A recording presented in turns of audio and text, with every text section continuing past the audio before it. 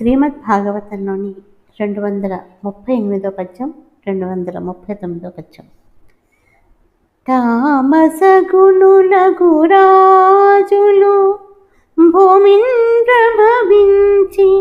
ప్రజల బొలింపగ సత్వామలతనుడైతడు భామిని వారల వధించు ప్రతికల్పమునన్. తమోగుణ దూషితులైన భూపతులు ప్రతి కల్పంలోనూ ఈ పొడుములో పుట్టి ప్రజానీకాన్ని బాధించి వేధించే సమయంలో సత్వస్వరూపుడై సముద్భవించి ఆ జగత్కంటకులను సంహరించే స్వామిని చూడవే. భామిని అన్నది ఒక కలహంసగామిని. ఇదియునుగాక వారు ఇంకా ఈ విధంగా అనుకుంటున్నారు. శ్రీమద్ భాగవతంలోని 240 పద్యం.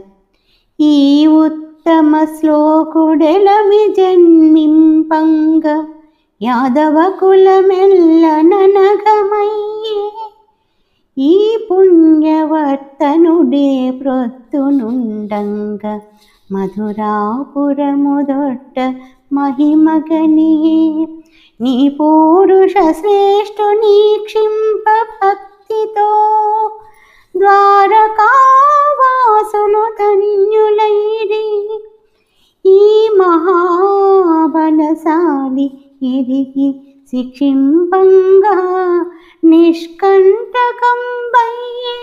నిఖిల భువన మీ జగన్మోహనాకృతి నిచ్చగించి పంచసర భల్లజాల విభజ్యమాన వివసమానసమై వల్లమీ సమూహ మితనియధరామృతము గ్రోలు నెల్ల ప్రొత్తు. ఈ సచ్చరితుడు జన్మించడం మూలంగానే యదువంశం పునీతమైంది.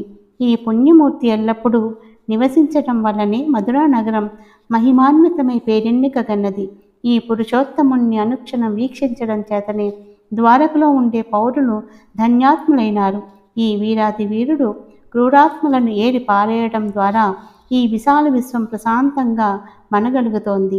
ఈ జగన్మోహనుని సౌందర్యాన్ని సందర్శించి మన్మథ శర పరంపరకు కంపించిన హృదయాలతో రేపల్లిలోని పల్లవ ప్రాణులు ఎల్లవేళలా ఈ నల్లనయ్య మోమి తేనియలు త్రావుచూ ఉంటారు.